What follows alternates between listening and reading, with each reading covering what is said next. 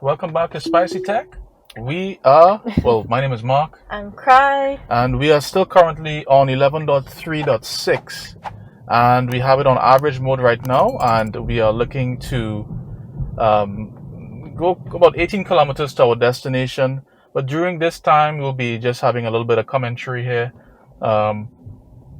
and whoa, okay, so that was a little bit strange. I think we were supposed to wait for this person to go. Yes. I think they were blocked and she didn't see them. Didn't get the opportunity to go, and only then had the opportunity when we went at the same time. Yeah, they were supposed to go first. Oh. I think because there's somebody here that blocked them and then they couldn't see. Yeah, and we have a car coming from the left, so we should be fine now, so that's good. Yeah. Well, yeah, so let's talk about 11.3.6, I believe. How is it compared to the other versions? Definitely a big improvement. I just felt like it was just spiraling into madness at one point, like the last versions. Just slowly just becoming worse and worse. And initially when we got the car, I found it to be really good, but then now it feels like, now with the new version, I feel like they fixed a lot of the overfitting issues that we were concerned about, and just making it a lot smoother. But there are still like a few issues like that just now. Like the sudden braking when the car is making a right turn on the left side here. Like, it's very like overly cautious. Yes. Sometimes like to things that we are not even aware are happening. It's true. We still get a lot of phantom braking, but what Cry is comparing it to is V10. V10 used to have a lot of overfitting issues when it came to making left turns and right turns. It would make it wide. Sometimes not. Yeah, it would like kind of like this. Yes, and it would also accelerate on the turns, or accelerate as soon as it made the turns. Almost every single time. It was wild. It was very like uncomfortable. Rodeo. Yes, and it wasn't natural at all.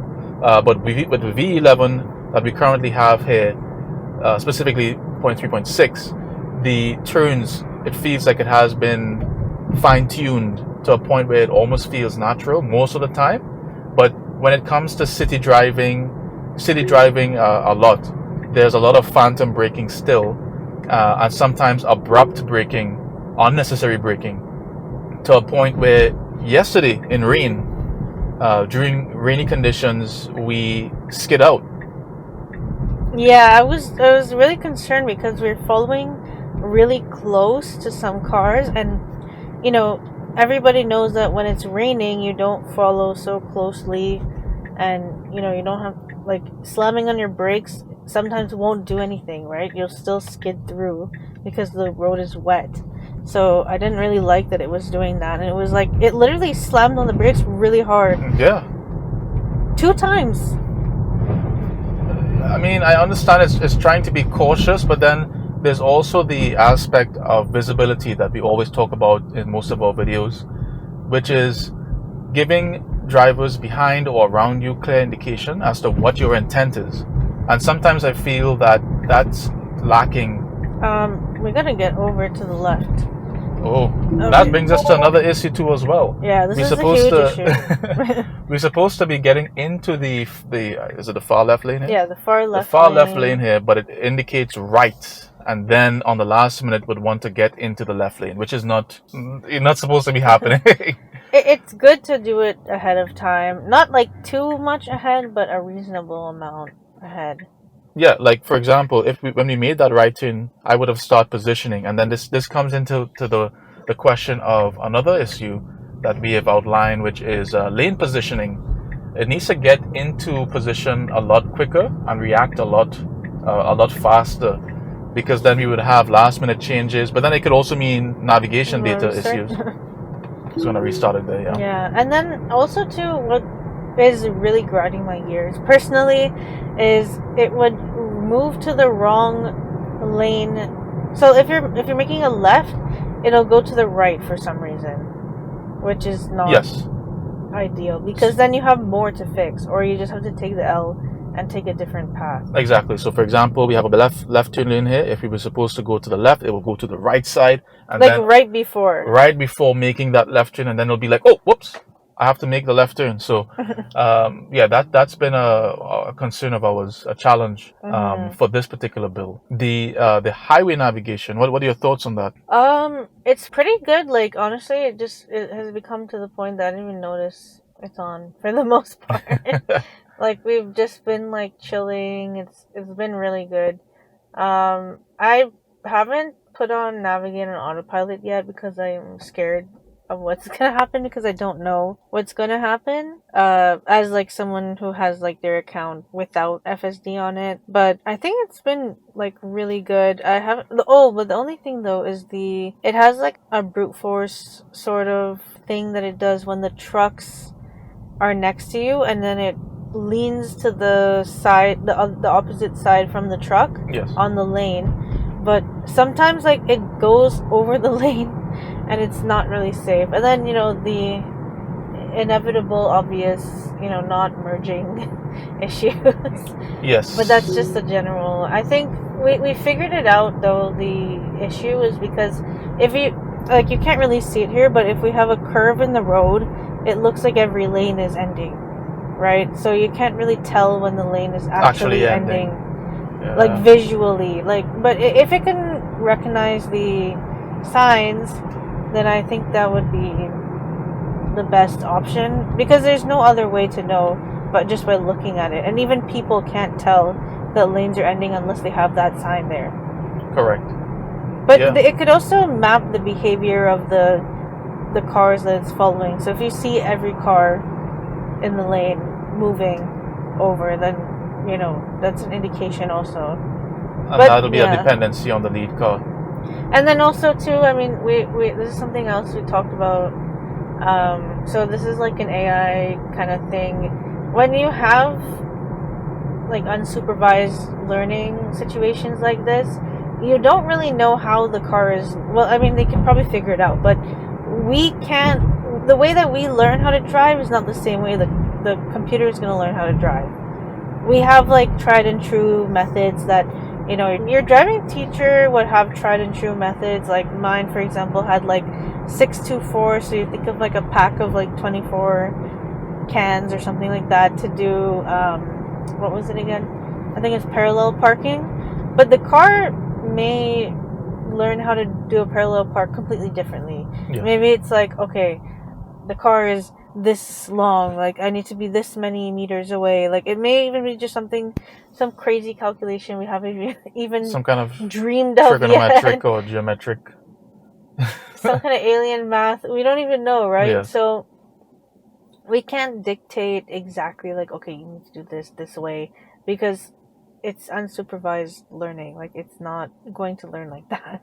Yeah, I mean, but just to backtrack though, going back to the highway stack, that was a step change. When Tesla announced that and they merged the stacks between the city and the highway, that pretty much felt like, this is next level. The navigation is very natural. The lane changes feels almost perfect. The only thing is just the being able to identify the gaps and getting into the gaps quickly. That kind of recognition. But I think that we will see that with the 11.4, the new software, hopefully once we get it. So that's going to add to that natural feel on the highway stack. On the city, the awkwardness is when we're getting, I guess, close to trucks. After a certain speed, the car automatically moves and shifts to the side to remain left biased to the truck. If they're on the right. If they're on the right side, and then of course the opposite on the left side. But then you have that awkwardness because you have cars that are right next to you that may be also biased to the same side that you are.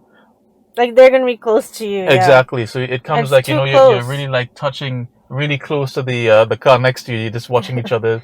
It's just like it's awkward. But that's about it when it comes to the highway navigation. Too. Yes. Because you can nick them and then spin out or something. Exactly. Yeah. So while you're reducing the risk of getting debris from the truck or hitting the truck, you're also increasing the risk by having an adjacent car next to you, touching you. Yeah, but besides the debris coming off the truck, is there any kind of, actual risk factor being near the truck? Is it just like Blind. what we, I guess, teach people is, if you can see the face of the truck driver in the mirror, that's how you know they can see you. But Okay. I don't think the car really accounts for that, like, at all. No, I don't think so either. And it's kind of hard to train that because that's like another rule that you're imposing on something that, like, it's hard to learn when there are rules that you have to abide by, and that's the hardest thing about self-driving in general.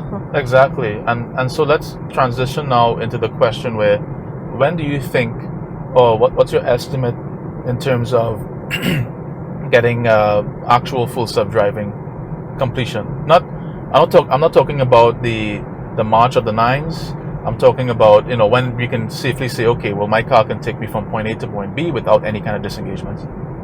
I honestly think that really depends. It's like how we were seeing that overfitting problem. I think that was a huge issue. But personally, I mean, as of right now, they're using what, like NLP mixed with like pure neural networks, essentially, for lane trajectories, or just in general, like for self-driving, right? I think like for most of the best applications in AI that work right now, that have like the highest level of like performance. So like, for example, ChatGPT has a really high performance level, but the accuracy is like 90-80%. But because of the need for accuracy to be important, like you see it a lot and you think it's completely unreliable because every response is like partially incorrect, right? Yes. Like it performs like pretty well, but not to the point where you're like, okay, that's amazing, like this thing just took me from point A to point B. It's so hard though, because we haven't really defined the space of where we want self-driving to be complete, right? Like if you're in a, let's say, North American country where the roads are very well maintained, you have like very rigid traffic laws, and like they are not to be broken, and most people do not break them, then I would say like it's a lot quicker. Maybe like, it also depends too on if they invent something soon, right? If like when they even invent something that could enhance the actual performance of the FSD software. So it really depends on that. So I don't know, maybe, like I don't want to say a year and then it's wrong, but like it feels like it's going in the right direction right now, and it's doing some good things, and it looks like they're really putting their time into neural networks, and that's like the best thing that we have so far. Yes. And I also don't really know, I'm not too familiar with transformers yet. I still have to get there, but like that's what makes ChatGPT so good, right? Like transformers are one of the most complex parts of like deep learning, or types of deep learning. It's a digital hippocampus. Exactly, and then also, who's to say that the brain is even so good itself, right? Like the human brain is the limit, is a limit if you think about it. It becomes a limiting factor. That's the best thing we have so far, but what if there's something else? What Beyond if there's something that could work even better than a hippocampus? And that's where, the line is kind of like wavy, because you don't know if we're going to come up with something better later on. Right. And we're going 88 right now, and it's now starting to slow down, so I'm just getting a little bit worried there. So it's now picking it up, and Marsha is slowing down. She should. But from my perspective, I would say that FSD, I would say probably around 1 year to 2 years. But I think depends. That's really close, yeah. But this is not taking into consideration regulatory approvals or the March of Nines and getting that level of accuracy. I'm just saying that. And what's the March of Nines for people who are not familiar? Those people are me, by the way. March of Nines, it just means the level of safety, really, the level of performance in terms of being able to navigate the city streets and highways with 99.9999999% accuracy. So that way, Okay. it also gauges the level of safety of the system too as well. Okay. So the higher the number is the more Oh. safe it is, and as a result, Okay, why are we zooming into this person though? yeah, we should be slowing down a lot faster. I Well, think a lot the earlier. rate Sorry. of slowing down is not enough. Yeah. A rate of deceleration, sorry. So that was a little bit unsettling. But what I think really, and this is moving on to because we've been seeing the changes, we've been seeing the improvements. There are some step backs, but there are steps forward.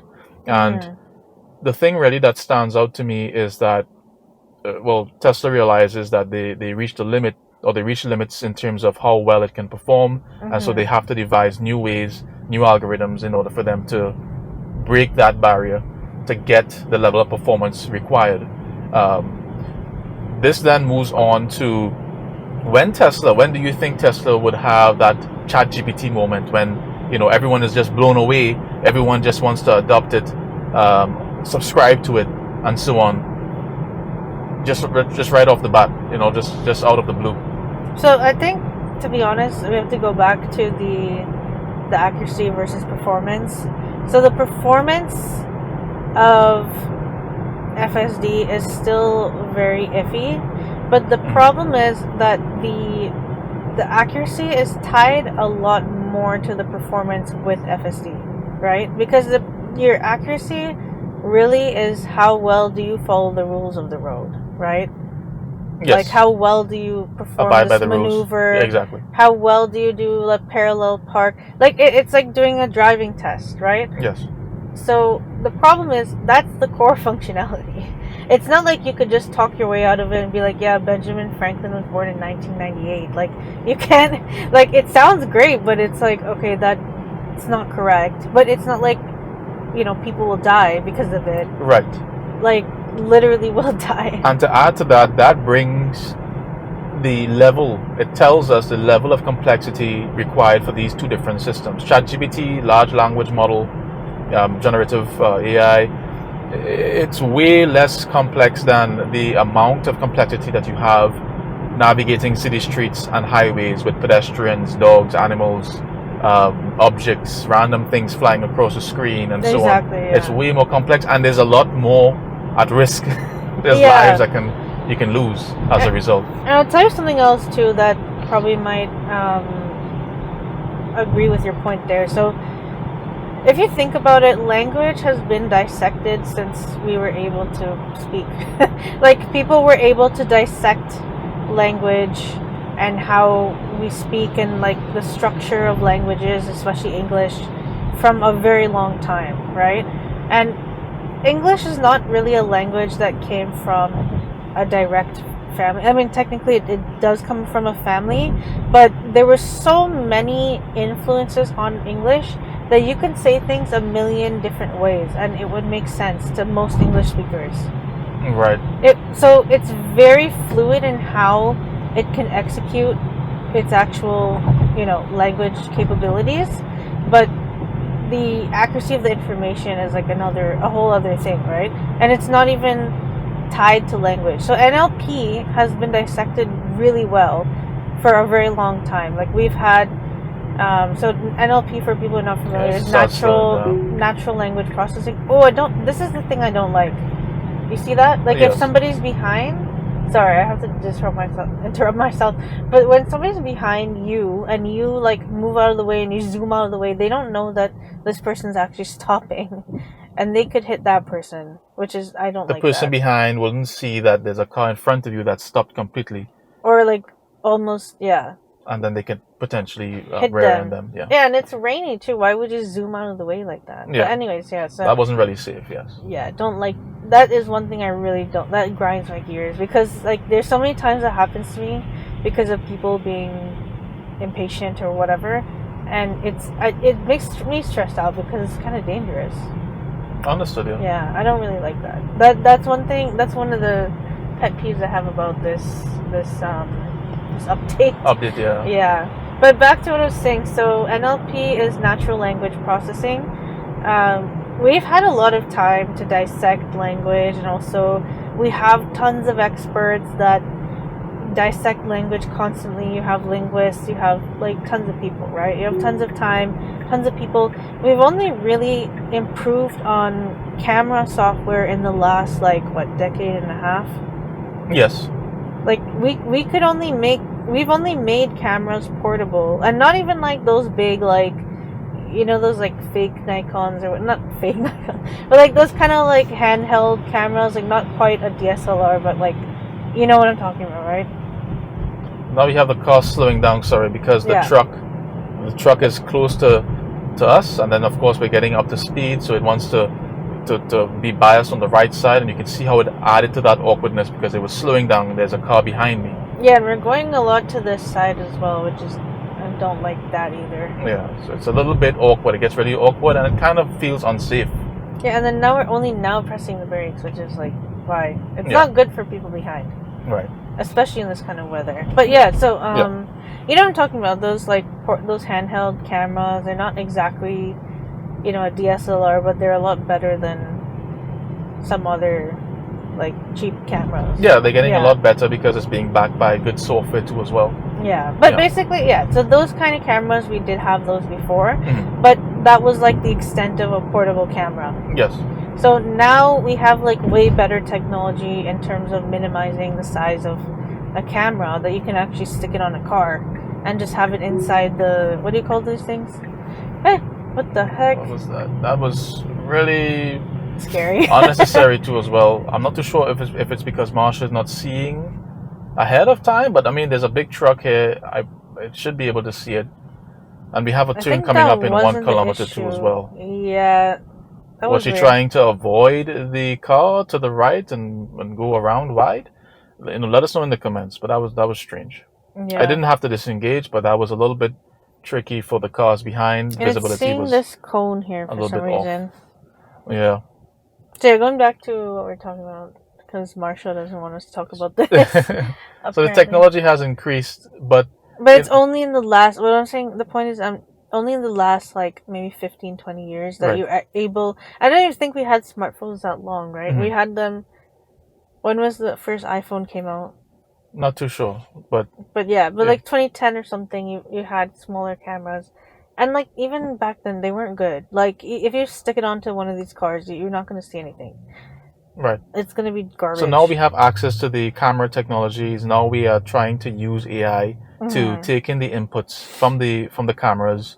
Then it goes through the machine learning model, and then it pumps out the output through the steering wheels and pedals and so on and so forth. Like the decision making. Right. So now, how do you think, or when do you think ChatGPT, do you think Tesla would have that? I know Elon mentioned that we're going to have end-to-end. Oh, okay. We're going to have end-to-end training, hopefully soon. And to me, that raises red flags for not really red flags, but it tells me, okay, green flags really, that okay. From my understanding, if you can train the system from the inputs to the outputs on a neural net, you're going to have wild outputs, and that's what you mentioned too as well. So we might have really really interesting insights that we probably would have never considered. I mean, we're getting a lot of phantom braking here too as well. We're just stopping for no reason, slowing down for no reason. But okay. But yeah. Okay, I see what she's doing now. So I think once they have that end-to-end training, they can get all the inputs from the video. They're going to have to feed it a lot of rich data, hopefully that they have collected over the years, and so they will get a lot of insights. Hopefully within about a year or two max, and then we should have, in my opinion, a ChatGPT moment. Hopefully. See, I don't know. Like, sorry, I didn't finish what I was saying. I lost my point there, but what I was trying to say is we didn't have that much time to really analyze driving patterns and anomalies. And like in language, we had, it was written, right? Like people wrote it with their own hands, right? For so many centuries. And, they've watched it evolve. We've had like experts, probably the most you have in terms of experts for driving or driving instructors. It's not like you really have driving researchers. Maybe you do, but like how that's very rare, right? Mhm. So we haven't had a lot of time to even dissect driving patterns. Like North America is like a completely different situation than Asia, the Caribbean, like maybe Russia or something might be similar to this, but like I don't know what's going on there Yeah. in terms of selling Teslas in Russia, right? But especially FSD software and getting it approved. But we haven't had a lot of time, and maybe there's a lot more anomalies than we really think. So I don't know how well mixing those things together Well, we're is taking gonna out make the we're sense. taking out the point where the March of Nines, because the March of Nines will take very long. Mm-hmm. We're talking more about, like having it being able to take us from point A to point B without any kind of disengagements or any kind of little to no interventions as well. Okay. Yeah, that's the thing. I don't know, like Because for me, if that will help. that feels like it'll be the ChatGPT moment, because right now everyone is blown away by what you can ask ChatGPT and what it spits out for you and so on. Like the scope of ChatGPT. Exactly, Yeah. but they don't really take into consideration the level of accuracy, and to me that feels like the March of Nines for Tesla too as well. So for Tesla, to get to that point, I think once they have the end-to-end training and they have trained it, using actually Dojo, and they use it consistently and regularly, then we will see some major insights and major improvements into the actual software itself. Oh, we have a lane ending, and she actually moved to the left. That's the first time I've seen that. Yeah, that was nice. That was Wow. Yeah. Yes. But I'm worried about this one though. That's the Right. These kind of inter-highway ones, I feel like they do work, but then actually getting on the highway is not working. Well, we have a lead car, so I'm wondering if they would actually take that into consideration. If Marsha would take that into consideration. Yeah, watching all the other cars leaving. Oh, she is. She wants to do it, but she's not. She's doing it. Did you put the indicator I had there? to put the indicator on there, yeah, because we're running out of time, and that's why I say that we need to she needs to be able to recognize the gaps, recognize opportunities, and make them in a timely fashion, quickly, because it confuses the cars behind, right? Exactly, yeah, and it's dangerous. It's dangerous, yes. Regrettably, we had to cut this one short, but if you liked our discussion and you like this format, please don't forget to like, subscribe, and click the notification bell, so that way we can improve on this and deliver similar content with this kind of format in the future. Thank you, and have a good one.